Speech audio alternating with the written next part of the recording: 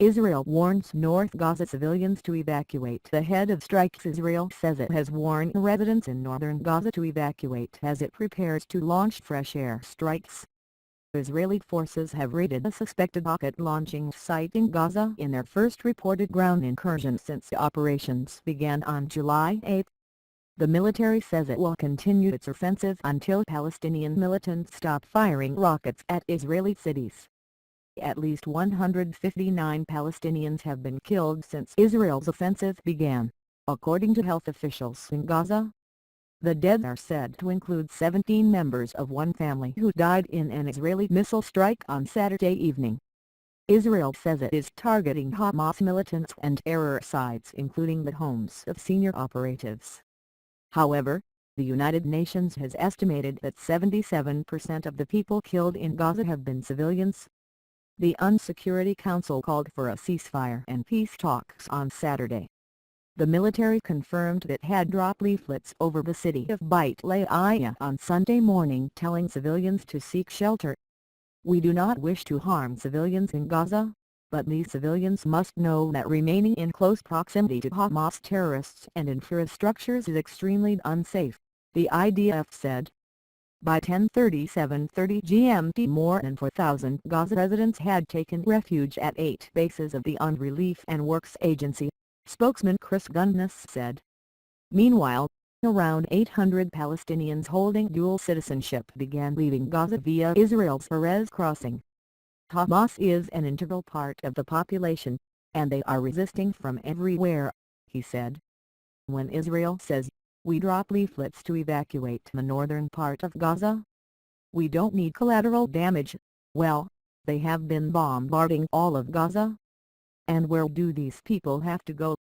There are no shelters, no bunkers, no place to go, except their homes. If they leave their homes, they will be hit on the street.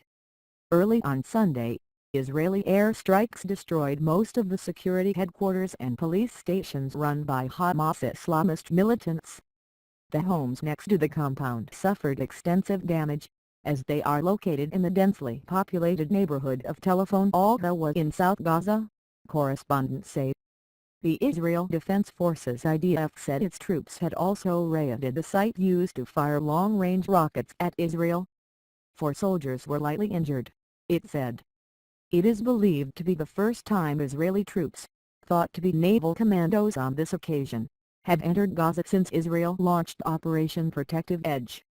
Israel has been building up its troops along the border with northern Gaza, fueling speculation of a possible ground invasion.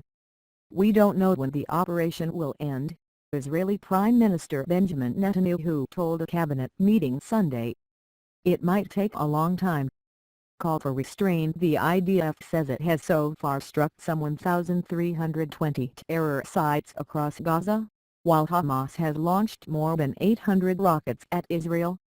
Israel's Iron Dome missile shield intercepted several rockets on Sunday above central and southern Israel, Israeli newspaper Haaretz reports. At least 3 Israelis have been seriously injured since the violence erupted, but no Israelis have been killed by the attacks. Palestinian sources say more than 1,000 people have been injured.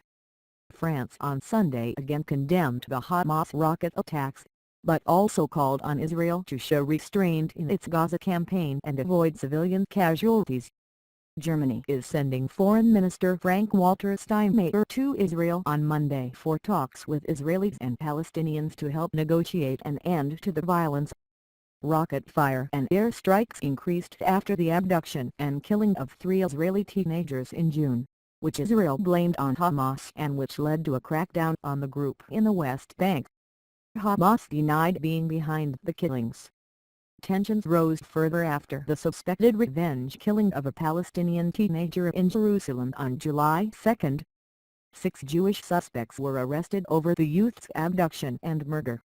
Israel and militants in Gaza fought an 8-day war in November 2012, which ended with a truce.